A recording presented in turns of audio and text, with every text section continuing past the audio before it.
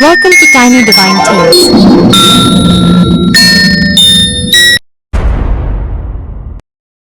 द्वापर युग की बात है जब भगवान गणपति ने गजानन के रूप में अवतार लिया था। उनका पालन पोषण पराशर ऋषि के आश्रम में हुआ था।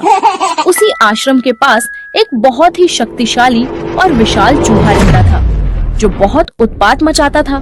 वह ऋषियों के यज्ञ को नष्ट कर देता, उनकी फसलें बर्बाद कर देता और आश्रम की चीजों को कुतर देता था।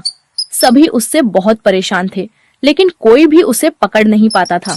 उनके पिता पराशर ऋषि उस चूहे के उत्पात से बहुत चिंतित थे। गजानन ने मन ही मन सोचा, मुझे अपने पिता की मदद करनी चाहिए। बालक गजानन ने अपना दिव्य अस्त्र पाश निकाला। वह पाश हवा में लहराता हुआ पाताल लोक तक पहुंच गया।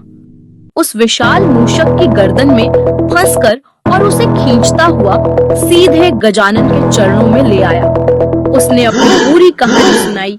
हे प्रभु, मैं अपने पिछले जन्म में क्रौंच नाम का एक गंधर्व था। एक दिन देवराज इंद्र की सभा में मैं जल्दी में था और अनजाने में मेरा पैर वामदेव ऋषि के पैरों पर पड़ गया। उन्होंने क्रोधित होकर मुझे एक चूहा बनने का श्राप दे दिया।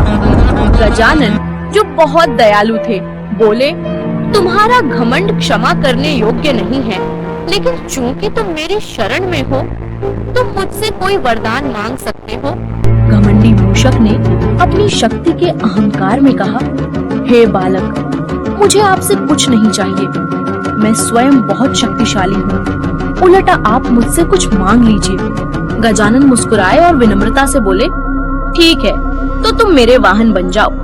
मूषकराज ने सोचा, इस छोटे से बालक का वजन उठाना तो मेरे लिए बच्चों का खेल होगा। लेकिन जैसे ही गजानन उसकी पीठ पर बैठे, मूषक का दम निकलने लगा। उसे ऐसा लगा जैसे किसी ने उस पर पूरा ब्रह्मांड रख दिया हो।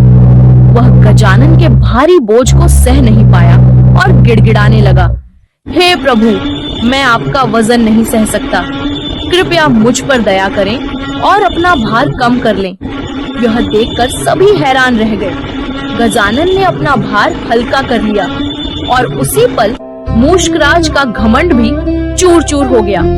उस दिन से मूषकराज हमेशा के लिए भगवान गणेश के प्रिय और वफादार वाहन बन गए।